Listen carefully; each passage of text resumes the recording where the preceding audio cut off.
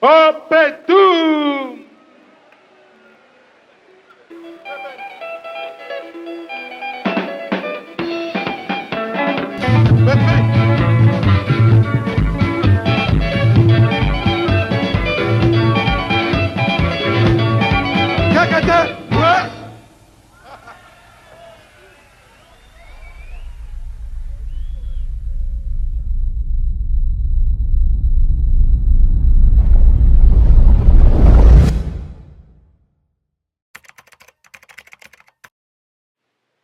Today, we will be taking a deep dive into the political chaos that was known as the Congo Crisis of the 1960s.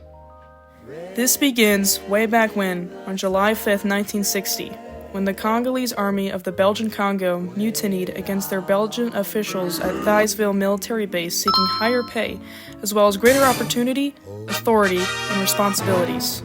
This mutiny also spread to other military bases, causing the Belgians to eventually grant the Congo its independence. The Prime Minister and leader of the MNC, the Congolese National Movement, Patrice Lumumba, greatly influenced this, and when the Belgians were forced to give the Congo its independence, Lumumba became very inspirational through his political speeches about the Congo's rights for its people.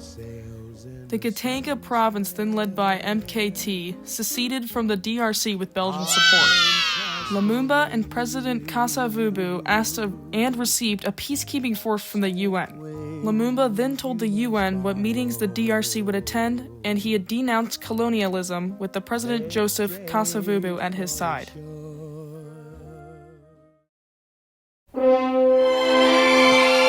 The US and the Soviet Union both saw the Congo crisis as an opportunity to gain allies for the Cold War, and this caused the US to convince President Kasavubu to purge his country of radical elements such as Prime Minister Patrice Lumumba. This was because even though Lumumba was supported by the people of the Congo, was seen by Western business leaders as an obstacle to their continued investments in the diamond mines of the Congo. The US also did this because they feared Lumumba was secretly a communist. Lumumba responded to this by firing Kasavubu, which caused both leaders to scramble for power over the country. While this was happening, Army Chief of Staff Joseph Mobutu orchestrated a coup d'etat against both leaders, ousting them from power.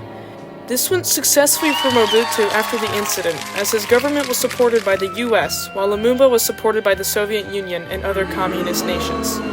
As Lumumba was trying to flee, he was captured by state authorities under Mobutu and was transferred to the state of Katanga, where he was tortured and executed by Belgian separatists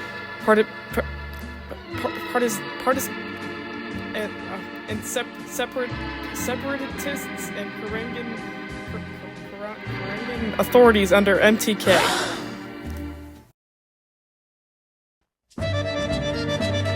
After his political rival was removed, Mobutu pledged his nominal support to the President Kasavubu. Together, the two of them led a successful effort to end the Katangan succession. UN forces eventually recaptured all of the Katanga province. A new rebellion began in 1964 in eastern Congo, and armed fighters called Simbas began to spread across the region. MKT, who had ironically led the secessionist Katanga province, was made prime minister with a mandate to stop the rebels and end other assaults on the region. The Simbas were eventually defeated in November of 1964.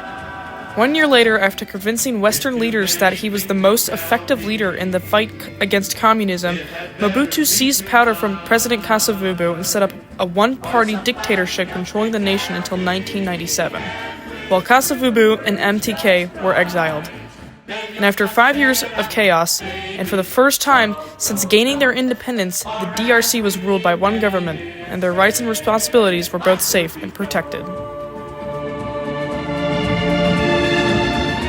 Orders for Americano, who knows little of your speech. Be a nice Italiano.